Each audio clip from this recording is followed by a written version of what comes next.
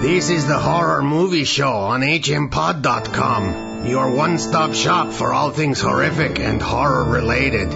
Read the reviews, frolic in the forum, hem and haw over the horoscopes, and listen mightily to the Horror Movie Show with Mark and Jerry, your horrible hosts. Howdy, folks. Jerry here. And Mark. Bringing you another episode of the Horror Movie Show on hmpod.com and also The Crypt and iTunes and, everywhere. Everybody's listening to us all the time. Always. Always. I listen to us all the time. Yeah, and now, it's 2014. This is our first new show of the year. That's not true. You mean new shows? New movies Yeah. we're talking about, yeah. Yeah. Because all the stuff we've done the last couple of weeks was like 2013 trash. Trash? Yeah. That was the very best of the best. Yes. So people tell me. But, I don't want people to think that just because we're on the Crypt and, doing all this great stuff that we've let it go to our heads. we still let our manservants dress us one item of clothing at a time. That's right. We're still just like you, ordinary citizens. I want to go back into Japan in the 30s. That's what I want. Okay, well, we'll be getting to that in a little while. So, Mark and I met up on Saturday to go see Devil's Due. Brand new, yeah, it opened on Friday and we saw it the next day. Strangely enough, we camped out overnight and we didn't have to, but it was sort of fun sitting in the mall for, and watching the lights go out one by one and the guards harass us. And then finding out that there's only 4 of us in the theater. It was amazing. Yeah, sorry to say Two younger girls and us. Yeah, an afternoon matinee, so, it's not unexpected that you don't have a full house, but I was surprised that the theater was as empty as it was. However, from what I see on IMDb, it's already done, pretty good business in its opening weekend, so I hope so. Because I liked it. I thought it was a good movie. My only comment is that it was a movie that is handheld camera. Found footage kind of stuff that really didn't have to be. No, I don't think it had to be. I think that's a really overdone fad. Yeah. And I hope that the fad will burn itself out soon. That's the thing, and I don't think it will burn itself out. The problem is, I thought rap would burn itself out too. Right, yeah. Still waiting for that to die. Yeah, and I just didn't see it lasting, for decades as it has. And unfortunately, I see the handheld thing sticking around too because it's cheap. Yeah, exactly. Yeah. It's a cheap way of getting things done. You can pretty much eliminate any artistic cinematography. Yeah. When your camera is a CCTV attached to a wall, or in the case of this movie, stuck into air vents and stuff, secretly filming people, then, there's no art to that. It's like the initial setup and then just footage. Well, there's static shots and then there's non-static shots, and that's the two you get. Yeah. Right? So at the beginning of this, you have to sort of accept, and it's been done before, you have to accept that one of the two main characters, the husband, decided to videotape every moment of their stinking newlywed lives together. So you get past that. I enjoyed the movie. I thought the acting was good. I thought for a found footage movie, I thought it looked pretty good. I thought the action was good, and the story intrigued me from beginning to end, even though there are a lot of parallels to a movie like Rosemary's Baby, which it's being compared to. And it's understandably so, because it's almost identically the same story. Very similar story. The thing about Rosemary's Baby, of course, is not just that it was shocking for its time, but also that it's a Roman Polanski movie, and Polanski's one of the great artists of cinema. Sure. Love him, and he's done a lot of horror movies. He also did Repulsion. He did The Tenant, which starred himself. Great double bill, by the way. Repulsion and The Tenant. You watch a woman going mad, and then you watch a guy going mad. Yeah, but after you see a couple guys go mad, that's old hat. Yeah. And God knows, we've seen enough movies lately of people going mad. Oh, well, you just have to well, one of the things also about this street. movie, about the found footage, is the fact that the found footage is from different sources. Mm-hmm. So who's collecting this found footage? Right, I know. We never find that out. And to top it off, I've really thought about it. Some of the found footage is stolen. So who exactly is watching? Well, I'm assuming it's the people who are looking forward to the birth of the devil, the anti. I've come to that decision that they're the only ones that could have grabbed all this footage. Also, because the only ones who would have wanted to, I think. Or even know they should. Yeah. So They've grabbed sources from hospitals. They've got sources from the police department. Yes, parking lot cameras. Exactly. Yeah. So sources that you would not normally have, which means they're very widespread. To me, that this cult is very widespread in all parts of society, so they can gather this information. Yes. Yeah. And that's the only thing that makes sense. Yeah. Well, there should be some amount of pushback against the obnoxious Christians, So this is the other side getting its own. And they don't have a TV network. They don't have a Pat Robertson, but they're very good at surveillance. This particular group, yeah. Okay. And I also say, I said this to Mark after we'd seen the movie, that it reminded me a little bit of my favorite segment of VHS 2, the one about the cult in Philippines or whatever Asian country that was, where a documentary film crew has gone in, again, found footage, but nicely done. They happen to have been invited to come in and do their documentary about this cult on the day of judgment, the day that the cult has been hoping for and planning for. Yeah. But, I thought it was, in its own story, I thought it was quite logical. I thought it was fairly consistent beginning to end. Very simplistic. Oh, yeah. There's really not...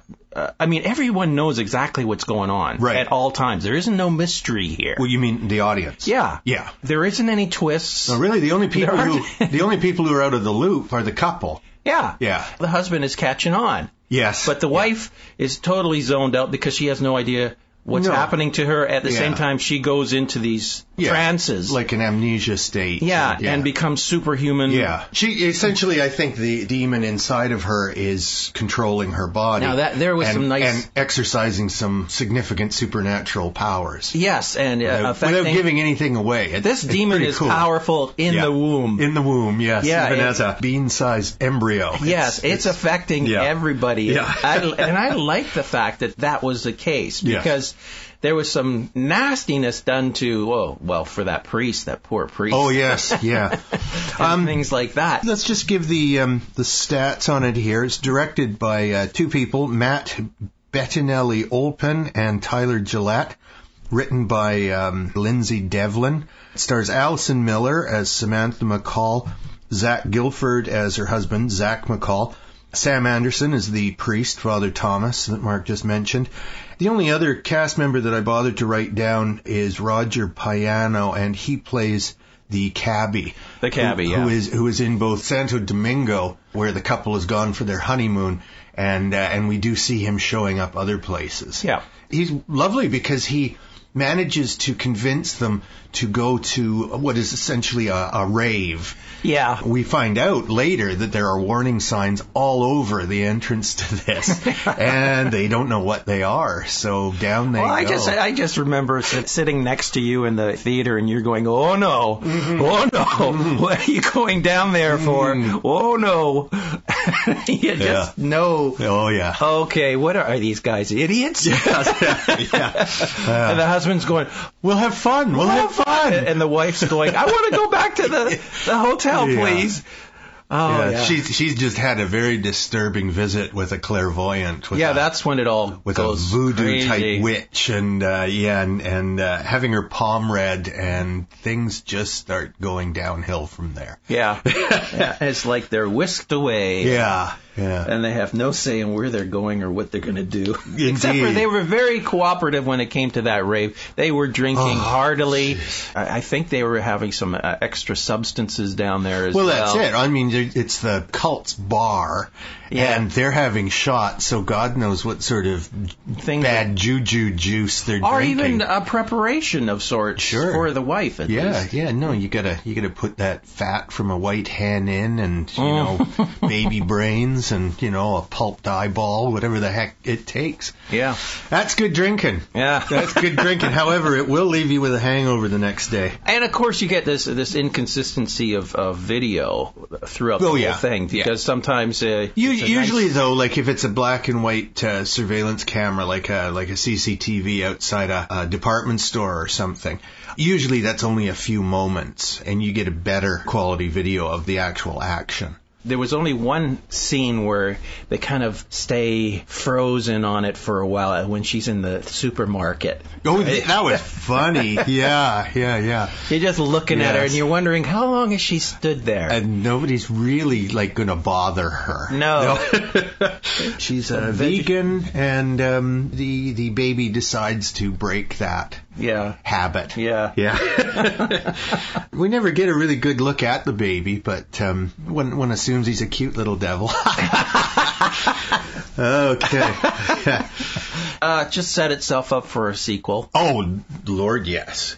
There's nothing being resolved here whatsoever. Oh, no. And it is stipulated right at the beginning that there are many demons that are coming. Antichrist's coming. Yeah. This quote from John 1. Yeah. So the Antichrists are on their way, but this is the prequel to them all getting there. This is just one case, one example of one Antichrist being born. Yeah, and there will be many, many more. So you can see sequels, but hopefully the sequels won't be exactly the same story. It'll carry on. The next one, I'm sure, will be something like Devil's Due, the kindergarten years. Yeah, exactly. Something like that. Let's see how they can affect all the other kids in the class.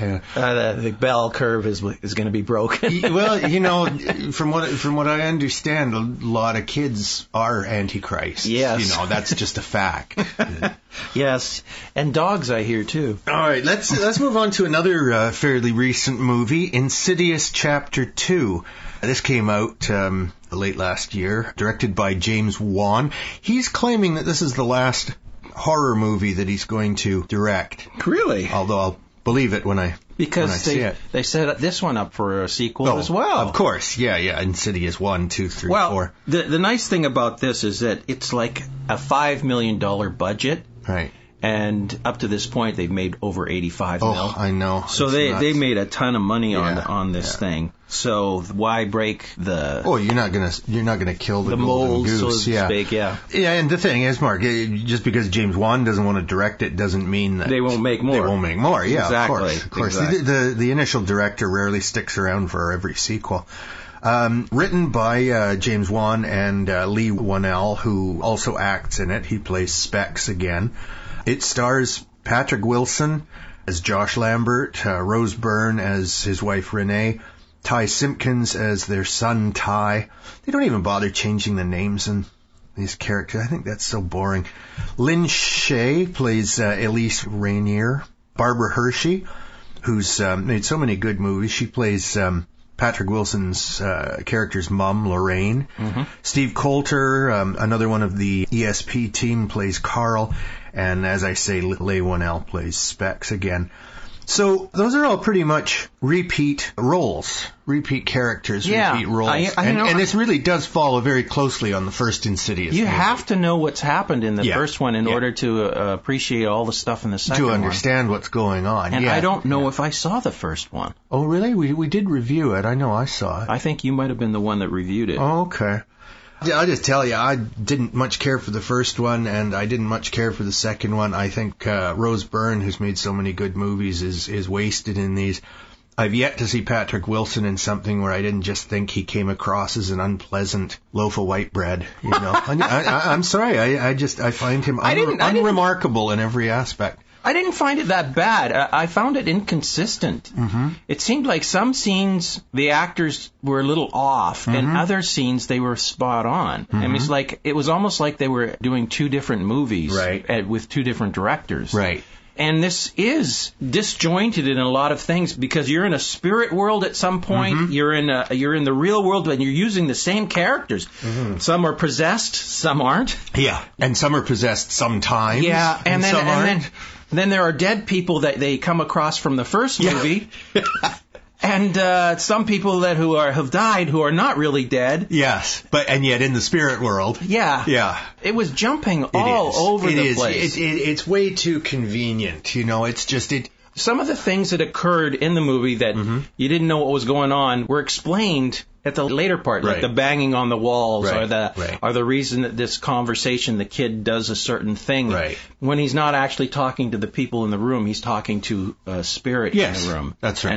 And the people in the room think they're responding to them. Yes. That was kind of interesting. It could have been done better, though. Yeah. I tell you, one scene that just drove me crazy is a conversation between Josh and Renee, the husband and wife, and she says, we got to get out of here. We got to move. This house is haunted.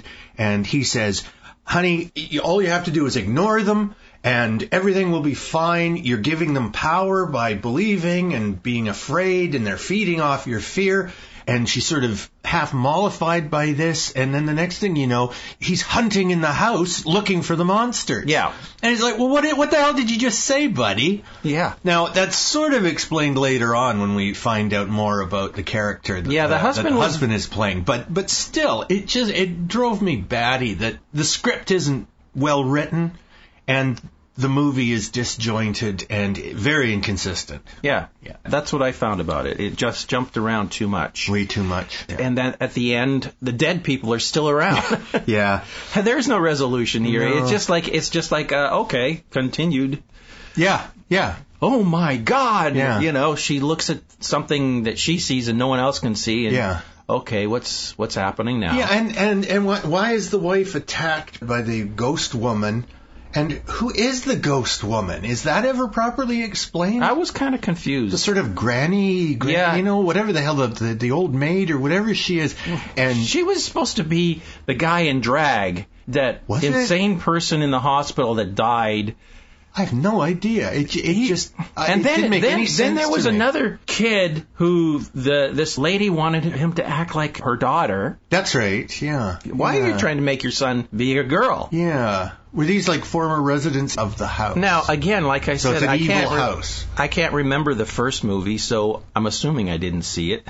And I'm wondering if that's part of the first movie. I can't watch a movie I didn't like again to try to figure out things that weren't clear the first time. I can watch a movie I like over and over again. Well, who couldn't? Yeah.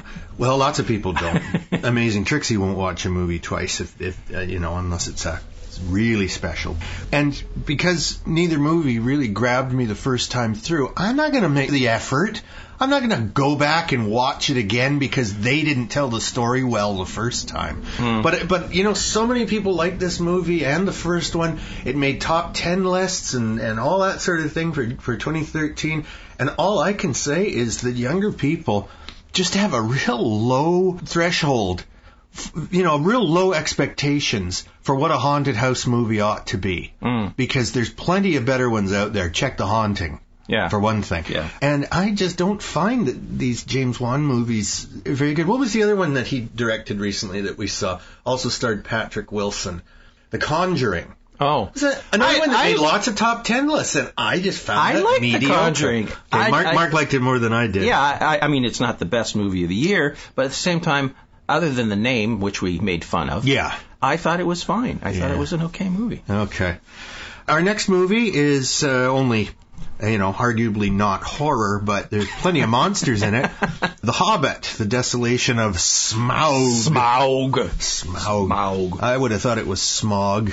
It used to be pronounced Smaug before this movie came out. Really? Now everybody says Smaug. Oh, that's not right. Yeah. I always said Smaug myself. Yeah. So, just like all the Lord of the Rings movies and the first Hobbit movie, it's directed by Peter Jackson, and like the first Hobbit movie, written by Fran Walsh, Philippa Boyens, Jackson, and Guillermo del Toro. And the reason he gets a writing credit is that he was going to direct the Hobbit pictures at one point. Yeah. So he did a lot of development. They kept obviously a lot of his script. So it stars, and this is pretty close. A couple of additions. Stars Martin Freeman as Bilbo, Ian McKellen as Gandalf. He must be making millions and millions off playing Gandalf. Yeah. Nobody else can play him now. Richard Armitage is Thorin, the leader of the little tiny and unpleasant dwarves. Ken Stott is his right-hand dwarf, Balin. Orlando Bloom from the Lord of the Rings series shows up as Legolas, who is not in the Hobbit at all. Evangeline Lilly is a totally made-up character named Tauriel. Unless there's a character named Tauriel that shows up in the Silmarillion. No, she's completely made up. Completely made up. Yep. Just so they could stuff in a female. Yeah. Just as they really built up the elf-made princess, whatever character in Lord of the Rings. No, Galadriel is in the books. In the Lord of the Rings movies, the... you mean the Liv Tyler? Yeah, Liv Tyler's character. I mean, that's really blown way out of proportion. Her character is not the one who rescues Frodo. It's a male. And what about the one in Rohan, the girl in Rohan? Yeah, no, she's in the book, because I did read the third book. So Evangeline Lilly, love her from Lost. Benedict Cumberbatch plays the voice of both the dragon, the giant worm Smaug, and also the necromancer, who is also Sauron. Yeah. So give that away right away. He's got, I thought that was obvious in the first movie, so he's got like 3 characters. And I'll just give a mention to Stephen Fry, the great comedian and social commentator who plays the master of Lake Town and a real slimy politician trying to play all sides at once and line his own pockets. You forgot about Ian Holm and Christopher Lee as well. Oh, yeah, Christopher Lee's not in this? Yes, he is. Was he? What did he do? I don't remember. They have he's in it for just a short bit. At least in the extended version, he's in there. Oh, okay. I didn't see the extended. I just saw... well, no, not the extended. What I'm talking about. They haven't released that yet. No, I haven't. No, that's right. Not. No, I'm thinking of the extended version of the first movie. First one, no. And he's in the regular version of the first one, too. But, no, Christopher Lee doesn't show up in this one. And I don't think that... Ian Holm doesn't either. Ian Holm is in it, no. Yeah. All right, so ignore anything that Mark says, because obviously he just watched the first one again. Yeah. This is too similar. I don't understand it. Well, I guess, no, it was just this little tidbit that I read, that Ian Holm and Christopher Lee... Right. Getting on in years, all of their scenes were shot in London, in the Pinewood Studios. Okay. They never went to New Zealand this time around, so their scenes were, all after the fact of principal shooting. And of course, the way that Jackson has got this planned out, when he did Lord of the Rings, he shot the first movie on its own, and then when he made the second and third parts, he shot all the scenes in one area together, whether they were in the second or the third movie. I believe in this one he's shooting scenes from all 3 movies at the same time in sets with the actors. Yeah, that's right. Which must be real brain struggle for the actors. That'd be tough because you're going through such time differences and you have to account for the various relationships and the the relationships between Keeley and the elf maiden were all done after the fact as well. They expanded that role because no, but it wasn't nothing but names in the book. Yeah, but they hadn't even had that storyline in there when they did the principal shooting. Right. So they just added that storyline later. Okay. Because they needed some sort of romance for some reason. I don't know. Well, I realized as I was watching the movie that how much I'd missed Evangeline Lilly because I was such a Lost fan. I am a Lost fan. And I watched all 7 years of that and never missed an episode. I own all the box sets. And there's more than one? Oh, yeah. Well, I bought them year by year, so perhaps... Oh, you mean the box set of the seasons? Of Lost, I thought you meant the whole series. Well, it probably is. It'd come in a trunk. It would be enormous. But anyway, she's pretty. That's all you can say. And she's a good Canadian girl, too. Yeah, it's a very international cast. Very good. Movies, yeah. Orlando Bloom... Pretty much the same. He's a little stiffer than he is in the Lord of the Rings movies, but he's kind of a stiff guy in the Lord of the Rings movies too. He actually. And what about this? Now here's something that really bugged me.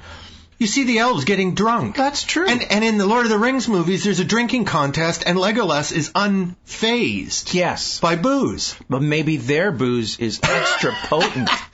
I suppose. But then on the other hand, it's out of the elvish character that they ever would let themselves This is true. Get drunk. Yes. They simply wouldn't. Yes. Because they're like Vulcans. Yeah. You know, they are the Vulcans of the Tolkien world.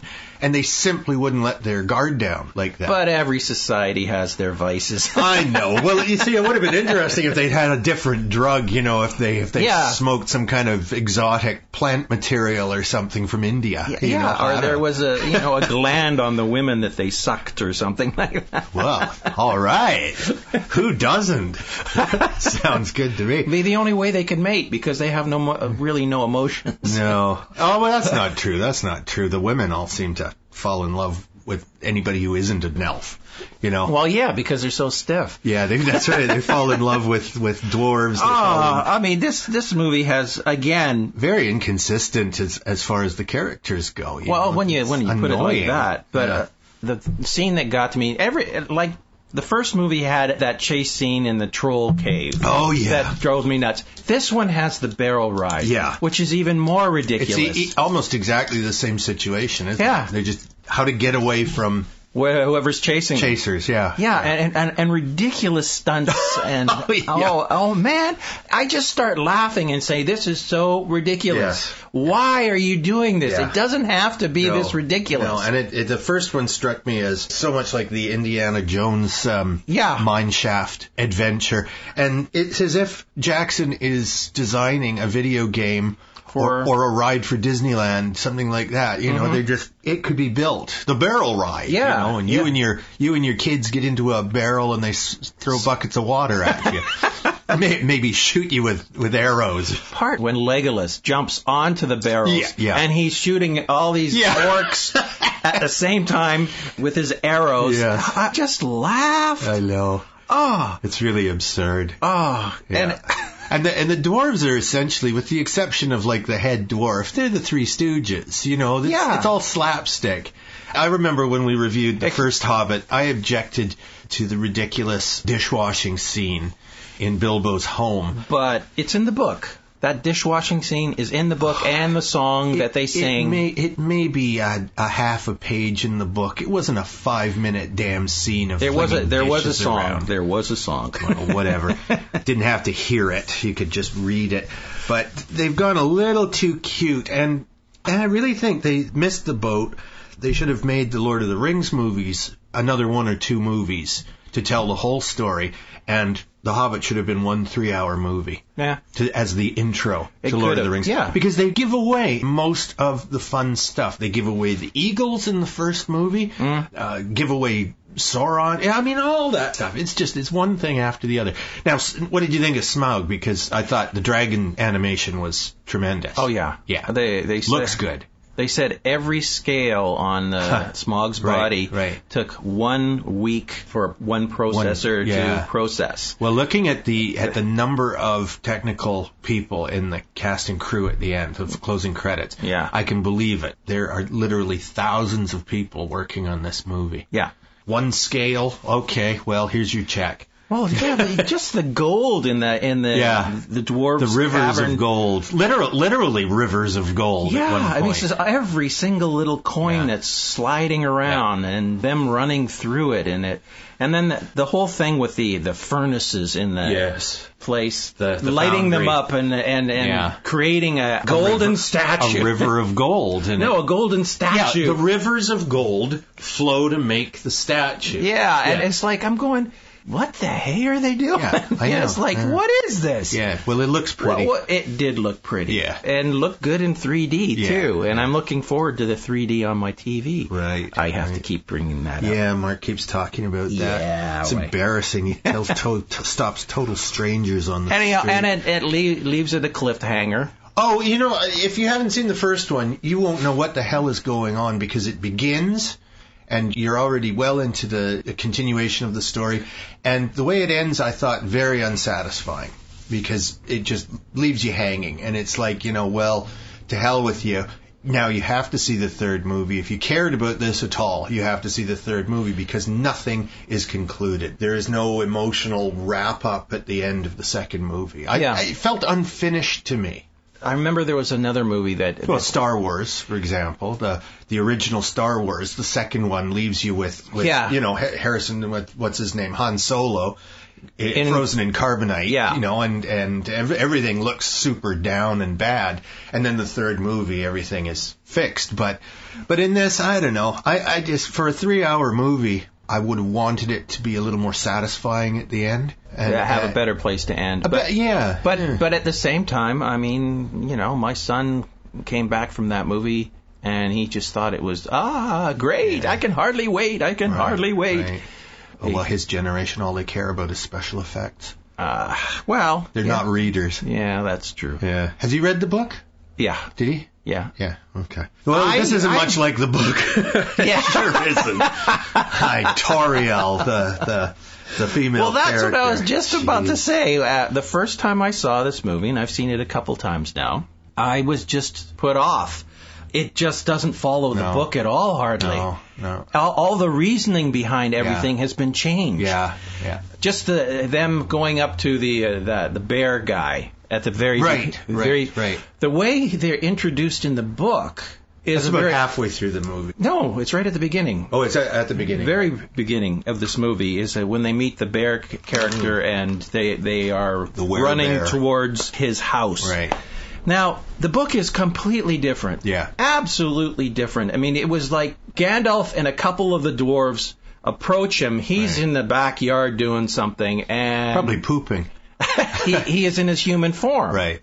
And Gandalf starts telling him the story of their adventures so far in the book. Right. And the guy gets a little more interested, and then a couple more dwarves show up, because Gandalf tells them, come every 5 minutes, show up. Right. A couple of you show up. Because if don't overwhelm them. Yeah, exactly. He didn't want to overwhelm them with all these dwarves all at once. Yeah. So as the story gets more interesting, the guy becomes less offended by all these dwarves showing up, and that's how they get into his place. I do like the fact that everybody more or less hates the dwarves, that they're really just thought of as the white trash of Middle-earth. In Middle-earth, yeah. They are... well, they're thought of as greedy and short-sighted and... petty. Petty. Yeah, indeed. Greedy, petty, short-sighted. They hollow out the mountain and they cause all kinds of trouble. In Lord of the Rings, of course, they almost kill Gandalf, and it's their stupidity and greed. They burrow into the earth too deeply and they wake up Balrog. Yeah. Anyway, it sure looks good, and if you've seen the first one and liked the first one, which I think is a better movie, then, of course, you got to see the second one. And then you'll have to see the third one. But I do like Smaug. Oh, yes. I think that Benedict Cumberbatch, he actually did the motion capture for it as well. Did he really? Yeah. So he's down on his belly doing the snake? Whatever he's doing, but he did like a Gollum to the thing, and he does a really good job. And I love the conversation between them, because that's really expanded as well. That was nice from the book. Yeah, but the vanity and the arrogance of Smaug, which will be his undoing. Yes. Yeah. And so didn't I tell you they weren't going to kill him in the set? You said that Smaug would be dead. Yeah. And I knew he wouldn't, because you can't make a main character. But that's the very like first thing that has to happen in the next movie. I know. Yeah. Because unless they do another double take, but they won't. No. They go back into the past and tell some other stories. Yeah, but and then there's plenty to do. First off, they've left Gandalf yet again in the clutches of the bad guys. So there's a half a movie right there, just Gandalf. And plus, people love Gandalf more than any other character. So they're really going to have to concentrate on Gandalf, because I felt shortchanged Gandalf-wise in the second one. Uh-huh. He separates himself from the dwarves fairly early on, in fact, at the Werebear's house. And we hardly see him again, except that he's, being caged by Sauron. Yeah. So there's that. But no, I predict now, Mark, that they will keep the killing of Smaug until right near the end of the third movie. Oh, that will be the climax. No. Oh, yes. Not in the book, even. No, I know it's not in the book. The book's got nothing to do with these movies. But there's a whole big army and war after Smaug's dead. That will be part of the Gandalf thing. But no, I very much doubt that they will kill off Smaug at the very beginning of the next movie. Well, I'll say he'll be dead within a third of the movie. All right. Well, we'll see. It'll be a year before we can talk about it. But I'll rub your nose in it when it happens. If we're still alive. Well, I was right about them not killing Smaug in this movie. Okay, our next movie is sort of a comedy, directed by Robert Rodriguez. I love him. Machete Kills, another 2013 movie. The story was by Rodriguez, but the script written by Kyle Ward. Stars the fun-loving Danny Trejo as Machete, the Mexican, I don't know what you'd call him, vigilante, I suppose. He's not really a cop. No. I never saw the first one. Oh, too bad. Oh, the first one was better. Yeah. I hear it's better. Yeah, but I thoroughly enjoyed this one. It's so goofy. Oh, really? You thought it was that good? Well, yeah. Here, I just get through the cast. So you got Danny Trejo as the title character, the unbelievably gorgeous Amber Heard as Miss San Antonio, who is in fact a government agent. And her cover is playing a Texas beauty pageant contestant. Yeah. Michelle Rodriguez. I meant to check to see whether she was related to Robert Rodriguez because he often puts family members into his movies. I don't think so. I think I would have heard by now, just, But she always plays that tough. Oh, she plays the same character in every movie she's in. Always got a look on her face like she needs to spit. She was in Lost again. She got killed fairly quickly in Lost in the second season. So Michelle Rodriguez. Sofia Vergara plays Desdemona, who is a brothel keeper, a madam with some really nice bras, with some machine gun bras, which were done in a James Bond movie or Our Man Flint movie. Yeah, but this is with the multiple barrels and spin. I know. Yeah. And I love the fact that she had that pistol at the end. Yeah, I know. So silly. Lady Gaga. Antonio Banderas, who's a regular in Rodriguez movies, Walton Goggins, who I don't know, and Cuba Gooding Jr. all play the chameleon, who is like a super disguise he dude. Must have layers and layers of disguise on because he never has to stop to change his... He just rips off his face. Even after he's killed somebody, he changes costumes. Yes. And it's like the old Mission Impossible thing where he grabs the bottom of his neck and tears that current face off. Yeah, it's just so... it is so dumb. But it's funny. The lovely young Vanessa Hudgens plays Cereza. She's not around for long. Special effects wizard Tom Savini, who's been in Rodriguez movies before, and he's always fun. He plays Osiris. And then you got a couple of real nice extended cameos here. Mel Gibson plays the chief villain Voz. Well, he's not extended cameo. He's an integral part. Yeah, but he doesn't show up until very late in the second half of the movie. Yeah, mostly because everybody hates him already anyway. And Charlie Sheen, as credited as Carlos Estevez, plays the U.S. president. And he's such a foul-mouthed, horrible president. and it is essentially Charlie Sheen. Like, this is a president who's definitely, like, on speed or crack or something. Well, like all the other characters he plays. Oh, yeah. Well, that's what I mean. Yeah, again, another character that most of us would, want to steer clear of in our real lives. But Gibson and Sheen are fun to watch in this. I love the fact that he's credited as Carlos Estevez. Estevez, yeah. Not even his real name. Well, it's his father's real name. No, his father's, that's right. Yeah, and his brother Emilio kept that name. Yeah, but was Carlos his real name? Well, that's Spanish for Charlie. So it's a gag because it's supposed to be, Machete is a Mexican, and he's basically blackmailed by the president into being a U.S. DEA agent. Well, I wouldn't say blackmailed, enticed. But the president, the Sheen character, uses every wiles, and, he threatens and he cajoles and then finally says, hey, we will expunge your record and you'll be a free man. And then he goes, okay. Yeah, but that's enticement. Well, no, that's blackmail. That's saying, if you don't work for us, then we will prosecute you. The beginning of this movie is your typical Rodriguez thing where he has a trailer for another movie. See. And this one is called Machete Kills Again. Yeah, which is in space. Which is the next movie, because at the end, we find out credits, that's going to be a sequel. That's going to be the third movie. Machete is going to go into space. Yes. Yeah, I love it. Now, I just was put off because I like Rodriguez in some of the stuff he's done, but I really don't think this is his finest work. Mm-hmm. To me, the whole movie is just feels cheap. Oh, it's pulp. It's supposed to be a B movie, though. And, okay, there's a scene where there's all these military personnel. Mm-hmm. They're selling guns to the cartel. Yeah. The cartel shows up in these Jeeps and everything. Right. They kill every single military person there. Right. The military didn't get one shot I know, not off. one. Not one Yeah. shot off. They just watched them mow them down. Well, you know what it reminded me of was that scene in the previous season of Walking Dead when the governor's men show up, and there's like, National Guards, and it's like a proper military unit, and they don't get a single shot off, and these amateurs in the woods managed to kill every single one of the soldiers. Yeah. Ridiculous. That first scene just put me off of the whole movie. I'm going, this is just too stupid. Well, but no, see, to me that's the charm of it, because it's a stupid movie. And it's a comedy first and foremost. I mean, give it a little bit of credibility. I mean, I love the fact that, he, a couple of times he used the helicopter blades as a prop to kill people. Oh, yes. One of them was this guy's intestines was sitting, and he throws them into the helicopter blades, and the guy sucked up there and just chopped. And another time he uses a grappling hook and grabs a hold of the blade and uses his machete to lop off a dozen people's heads whirling around on the blades. I mean, it was just...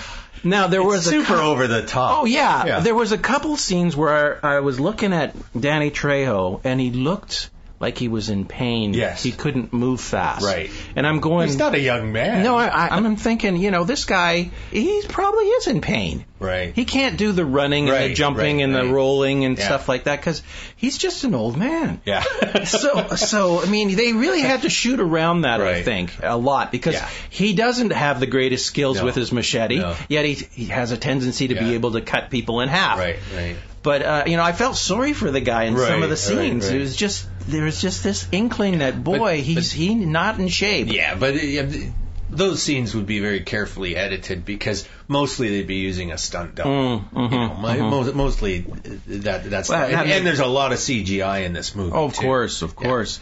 People being sliced. So from what I understand, Danny Trejo he got into acting because he was like working on Runaway Train as a boxing coach to Eric Roberts, and Eric Roberts is supposed to be a pugilist, and Danny Trejo was giving him some lessons. Danny Trejo really was an ex-con, and so they're supposed to be filming in this prison, and his role got larger as the movie was being made, and that launched his acting career. Oh. And he really hasn't looked back. But I saw a really funny thing on the Facebook recently, and it's like 9 pictures of Danny Trejo, all exactly the same, and it's captioned with the many moods of Danny Trejo, and underneath anger, laughter, just all sadness, and they're all exactly the same. And all from different movies? It's the same picture, and it's just no matter what he does, he always looks like Danny Trejo. Yeah. He always looks angry and upset and put off. Well, I think he did a decent job in Spy Kids, but that was about it. Right. Yeah, Rodriguez loves to use the same actors over and over. He's like his good buddy Quentin Tarantino that way. They're loyal to their actors. I would have liked it if it was a little less over the top. Right. But to me, I mean, when things are so dumb. I don't think Rodriguez can make a movie with subtlety in it. Well, maybe not. Tell me a subtle movie that he has made. That's true. Yeah, you have a point there. You get what you want with him if what you want is over the top action comedy. Yeah. And I thought Gibson did a good job. I mean, he played it very straight. Yeah, and he's playing a Bond villain, essentially. Yeah. He's playing the super He's looking villain. Old, though. Oh, yes. Yeah. He's, Well, hard drinking will do that to you. His last couple movies have been really decent that he's done as well. The one about the puppet? And about the Mexican prison that he was in. Oh, I didn't see that one. That was a good one. Yeah, okay. And then he did that weird one about where he had the beaver puppet. Oh, that one, yeah. I didn't see that. Very peculiar. It was Jodie Foster directed him in that one. Yeah. And I think they're hiring him simply because he's despised. Yeah, well, now he can make a real good bad person. Yeah, that's right. He's not going to be the hero lead anymore. No, I don't. Although in the Mexican prison one, he was a sympathetic character. Right. So, well, they may try, but I didn't see that, so that means it can't be worth seeing. No, it was a good movie. It was really good. You don't remember the title? I can't remember. No, okay. But it was basically he was in a Mexican prison, and check IMDb. And it's really cool prison. It's like a city in itself, and the prisoners are just walking around, and there are gangs inside the prison, and he's trying to figure a way of getting out, and as well as saving some of the kids in the prison, because the kids are of the prisoners are in there as well. Yeah, I hear you. Whole families. They have something similar in, I think it's the second season of this TV series, Prison Break. And it wasn't Mexico, but it was another Latin American country. And all the action going on there. And it really was almost a self-contained thing. And they just let the prisoners... Yeah, it's like a look after city. themselves, it's which like is a village. And it's hideous. It's like because you have the people that are exploiting. Thunderdome. Yeah, it's like the exploitation's happening all over the place, and if you're in the bottom of the rung of the God chain, help you. You're a slave. Yeah, no, you have to sell your butt to the tough guy, and hope that they don't decide to just kill you for fun. Exactly. Yeah, exactly. Okay, so we got another movie to talk about from 2013, House of Good and Evil. Directed by David Munn, written by Blue de Gollier. Sorry if I'm mispronouncing your name, Blue. Rachel Marie Lewis plays Maggie Conley. Christian Oliver plays Chris Conley. Marietta Marich plays Mrs. Anderson, an old lady who lives in the same house. Jordan Rhodes plays her husband, Mr. Anderson. And I'll just mention that the writer, Blue de Gollier, plays Deputy Gardner. But the main characters are the husband and wife and the old couple who live in the duplex. Yeah, you don't see a lot of them. No. But you do meet them. You hear them. Yes. This is a movie about a couple. She was pregnant, and it's never totally explained, but something terrible happened to her. Her husband shoved her. And she ends up going down the stairs or something. That's right, and lost the baby. And she loses the baby. So, yeah, her feelings towards him are mixed. Ambivalent at best. Yes. Yeah. You can see the brutality in him just below the surface all the time, and he wants to be a better person. He's trying to be a better person. He knows he did wrong. But it's just not in his nature to be 100% good. Yeah, because he has these temper tantrums. Yeah, but she's the main character. She's the one that we focus on. She's the character that we follow beginning to end. And her arc, her development is very interesting. And I like this movie. I'll just say that right off the bat. Again, it's watching somebody go into madness. Yeah. Essentially. Yeah, don't give it away completely, but it's just, there's this roller coaster ride happening in her mind. Similar to Devil's Due, in that we're watching the woman's character develop as these terrible things just keep piling up and up and up, more and more. You don't know what's happening in a lot of respects until the very end of the movie, and then you're finding out how in-depth the madness is. Yeah, I mean, I started to suspect what the conclusion explains, what it finally gives us as viewers. That was one of the things that I suspected was already happening, but I didn't know for sure. It kept my interest until the very end. And it real low budget, just a nice little independent movie, actually, but I thought very well done. Yeah, $150K. Yeah, amazing, isn't it? And the fact that most of it is being shot at this old house in the middle of just nowhere. A country house. Yeah, it used to be an old boarding school. Right. Is that what it was? Yeah. Okay. Originally, Clint Howard was scheduled to direct. Ron Howard or Clint? Clint, his brother. Yeah. Okay. Right. Which I thought was kind of interesting. Yeah. I didn't know he directed. Yeah. And the lead actor, the husband, at one point gets pink eye in real life, so they had to write it into the script. Is that right? That's why because they couldn't afford to wait. Yeah. Right. Isn't that interesting? Yeah. So, kind of interesting. I didn't notice that. Yeah. His eyes did look weird at a certain point. If they set it up cleverly enough, then I simply didn't notice it. Yeah. Now, go ahead. The title of the movie. Yep. Yes. Really, it has nothing to do with the house. No. Not much, anyway. Well, in her mind, I think they're the good and the people next door represent the bad, something like that. But it's not a great title. It isn't particularly clever or anything like that. No. And, they could have named it any number of things. And what was with the ringing of the phone? I mean, that's just driving her insane. Yeah, that's just building up her inner tension. she's the only one concerned about it because everybody assures her that there are no phone lines, there's no cell phone access. There's no electricity. Nothing. Yeah, that's right. It's a generator in the house. I mean, who moves to a place with no electricity? They refuse to fix the phone lines. Yeah. They got blown down years ago, 10 years ago, and they just won't fix them. No. That's odd. But at the same time, by the end of the movie, we don't know what's real and we don't know what's unreal. We simply don't. And it is very much her nightmare. And we witness that. So it's good. Now, I wanted to go back to Devil's Due and just mention some of the interesting little touches. Did you notice that in the nursery, that up against one wall, they've got like an old church pew? There's all these little churchy things in the house, little touches like that. And everything that happens in Devil's Due is like a parody of Christianity. It's like a parody of Catholicism, the rituals. It's not a virgin birth like Holy Mary for baby Jesus, but she was cut out of her mother's stomach after her mother had died in a car accident. So, as the witch says at the beginning of the movie, she was born of the dead. So, just like the Virgin Mary, she had to be special. The Virgin Mary was born without sin.